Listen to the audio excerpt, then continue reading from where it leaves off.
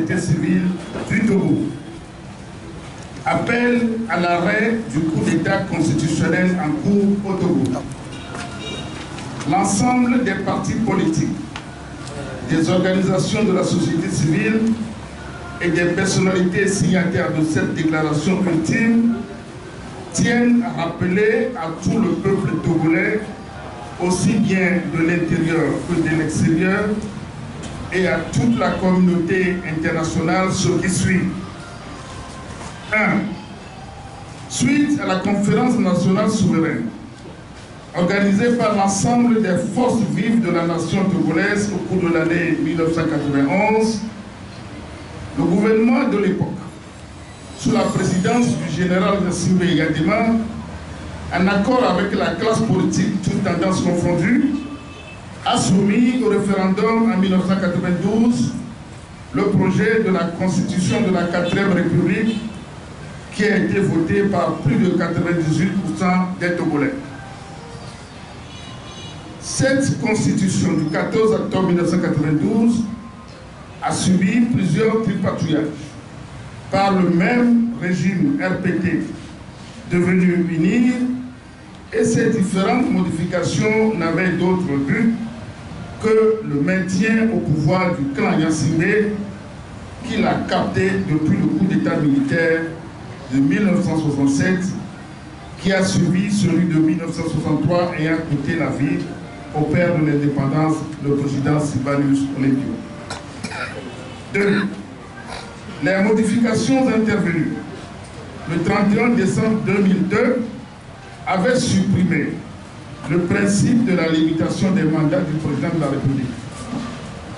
C'est ainsi qu'en 2005, suite au décès du général Gnassingbé Eyadema, son fils, Faure Essozina Gnassingbé, avec la complicité de quelques officiers supérieurs des forces armées togolaises, a fait notre coup d'État, confisquant le pouvoir d'État en piétinant les pertinentes dispositions constitutionnelles prévues dans le cas d'espèce.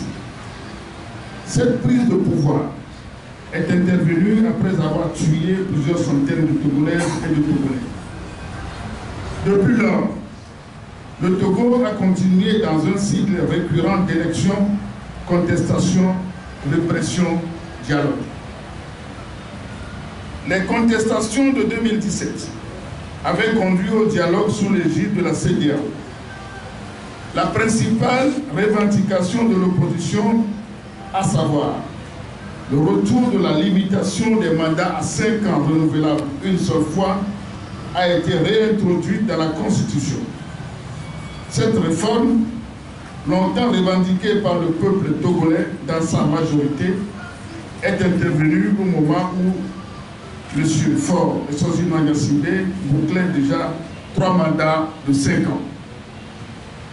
Malgré un bilan très désastreux en termes de gouvernance économique, sociale et politique, et aussi sur le plan des libertés publiques et des droits humains, Faure Gnassingbé a usé de toutes sortes de contorsions, coups d'État permanents, fraudes électorales, corruption à grandes échelles, répression féroce et aveugle, emprisonnement, etc., pour se maintenir au pouvoir contre le gré des Togolais.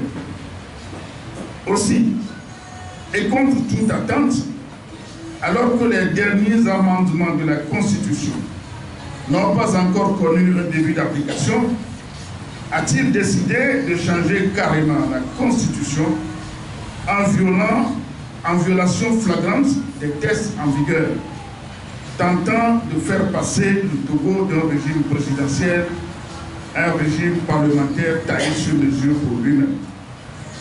Évidemment, ce renversement de la Constitution s'apparente à une monarchisation de la République togolaise après 58 ans de règne de la famille Gnassingbé et sans aucun avis des Togolais.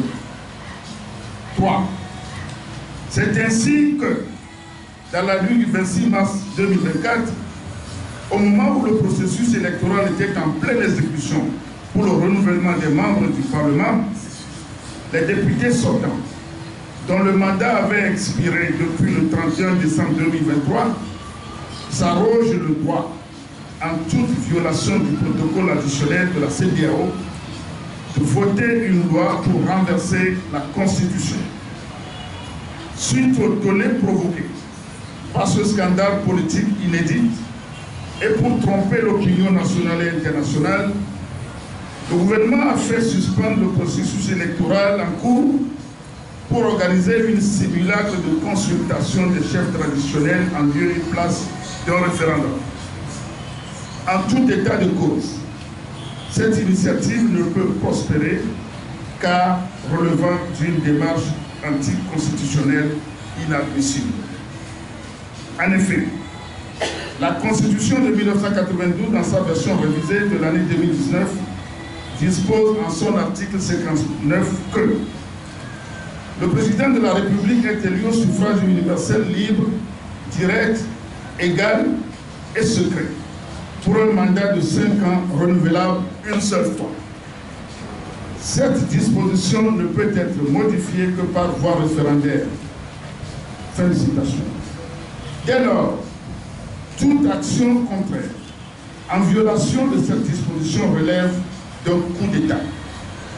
Sachant aussi que l'article 150 de la même Constitution dispose, en cas de coup d'État ou de coup de force quelconque, tout membre du gouvernement ou de l'Assemblée nationale a le droit et le devoir de faire appel à tous les moyens pour rétablir la légitimité constitutionnelle, y compris le recours aux accords de coopération militaire ou de défense existants. Dans ces circonstances, pour tout Togolais, désobéir et s'organiser pour faire échec à l'autorité illégitime constitue le plus sacré des droits et le plus impératif des devoirs. Tout renversement du régime constitutionnel est considéré comme un crime imprescriptible contre la nation et sanctionné conformément aux lois de la République. Dans ces conditions, les Togolais ont le plein droit de refuser ce coup d'État et de le combattre en toute légalité et avec détermination. C'est pourquoi les signataires de la présente déclaration demandent au peuple togolais ce qui suit. A. Rejeter ce coup de force constitutionnelle en rentrant en résistance contre cette nouvelle constitution. B. Constater qu'à partir du 4 mai 2025, les règnes de fait de M. Faure Gnassingbé prendront officiellement fin et que le Togo connaîtra un vide constitutionnel sur le plan légal. En conséquence, les signataires de la présente déclaration demandent instamment au gouvernement, à toutes les institutions de la République et les organisations étatiques d'organiser sans délai des assises nationales inclusives afin de parvenir à un compromis politique historique permettant de restaurer la République togolaise.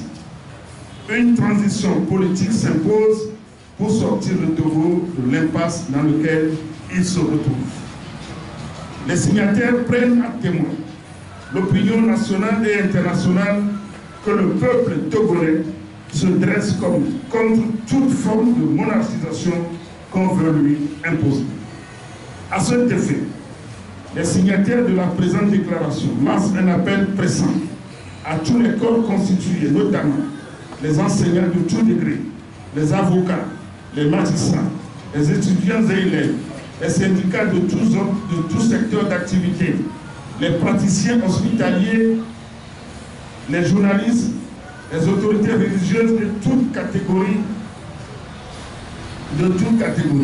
les chefs traditionnels, les commerçants, artisans et agriculteurs, les transporteurs, toutes les forces vives, la diaspora, etc., à se mobiliser et à se lever comme un seul homme pour engager ensemble le combat décisif pour la libération nationale. Fait à Lomé le 20 mars 2025.